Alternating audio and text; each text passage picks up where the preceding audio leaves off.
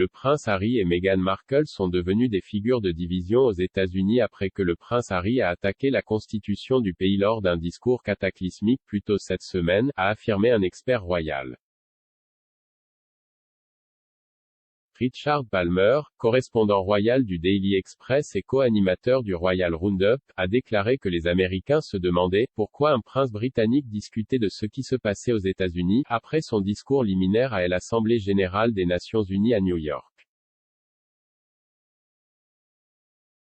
York lundi. Le discours du prince Harry, tenu en l'honneur de la journée internationale de Nelson Mandela, a été fortement critiqué pour être catastrophique, avec la pandémie, le changement climatique et la guerre en Ukraine parmi les sujets abordés par le duc de Sussex. Monsieur Palmer a déclaré à la co-animatrice Pandora Forsyth, « Il a de nouveau remonté le dos des gens, n'est-ce pas ? Il est devenu une figure assez controversée aux États-Unis autant probablement qu'au Royaume-Uni, lui et Meghan. Cela semble être plus sur des lignes politiques là-bas où les républicains ont tendance à moins l'apprécier. Il a eu un peu de pop lors de la décision de la Cour suprême sur le droit à l'avortement et cela n'a pas semblé bien plaire aux gens de la droite politique aux États-Unis. Les gens se demandaient pourquoi un prince britannique, même s'il ne représente plus personne, discutait de ce qui se passait aux États-Unis. Et puis, eh bien, c'était juste un discours assez cataclysmique. C'était juste catastrophique, vraiment. Tout en ayant l'air débraillé, comme l'ont dit les utilisateurs des médias sociaux, le prince Harry a déclaré lundi à un petit public à New York que le monde assistait à une attaque mondiale contre la démocratie et la liberté. Dans une attaque à peine voilée contre la Cour suprême des États-Unis, qui a statué le mois dernier que ce ne serait plus le droit constitutionnel des femmes de se faire avorter, le duc a déploré le recul des droits.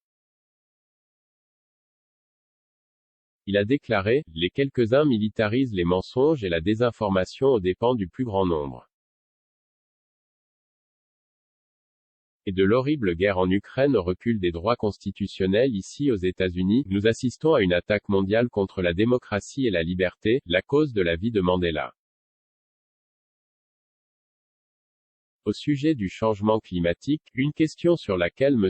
Palmer a suggéré, pour le meilleur ou pour le pire, que les Sussex se sont fait autant d'ennemis que des Miss, le prince Harry a imploré les dirigeants mondiaux d'empêcher la situation d'empirer. Il a déclaré, « Alors que nous sommes assis ici aujourd'hui, notre monde est à nouveau en feu.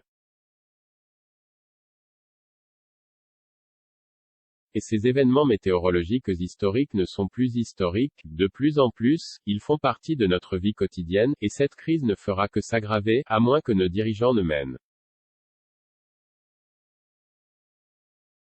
Ces décisions peuvent susciter la résistance d'intérêts puissants. Mais la bonne chose à faire ne se discute pas.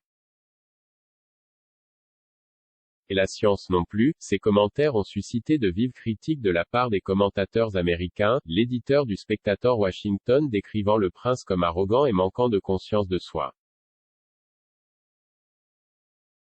Amber Athey a écrit, « Les Américains n'aiment pas que des étrangers nous disent quoi faire ou comment nous devrions nous sentir. »